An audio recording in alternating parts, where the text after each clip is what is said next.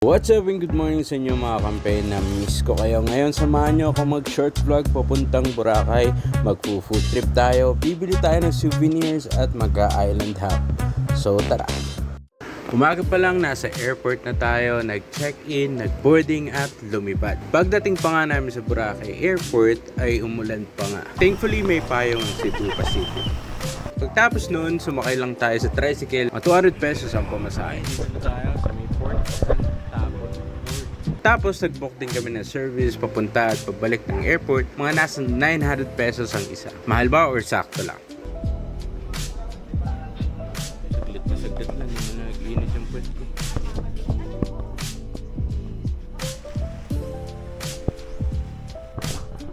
Touchdown Boracay.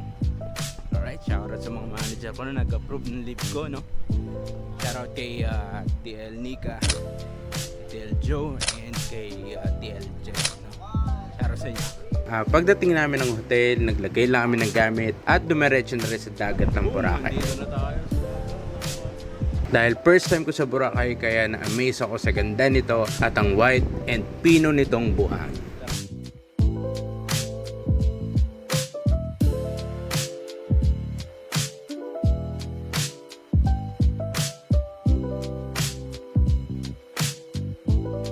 After namin ma-enjoy ang dagat, nagantay lang kami ng gabi para makita namin ang sunset. Dahil maganda raw ang sunset dito sa Boracay, so tumambay lang kami sa tapat ng dagat para matimingan ng sunset. Fail tayo mga kampe. Kasi yung ano natin, puro ulap.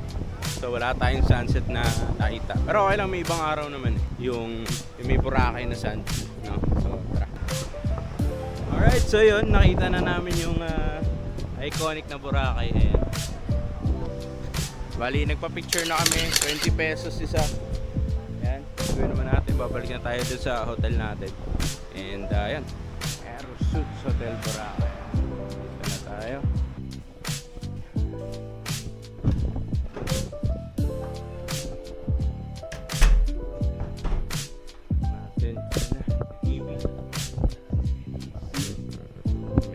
One day lang kayo mag-i-stay dito kasi alas din kami.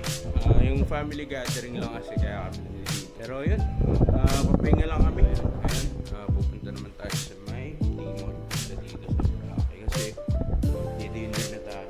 Mas okay sumakay dito pag pa isa-isa lang. Mas okay kung may kasabay ka. Nasa 15 pesos lang ata kada isa. Pag kontrata, 100 pesos.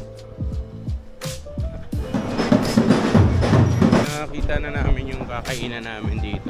Dito na pala tayo kumain sa kusina. Ito yung price nila kung gusto nyo makita. Then nagantay lang tayo ng 15 to 20 minutes. Ito yung sa anak ko, yung pork sizzling. Lumating na rin yung rice, pakbet, at yung sisig.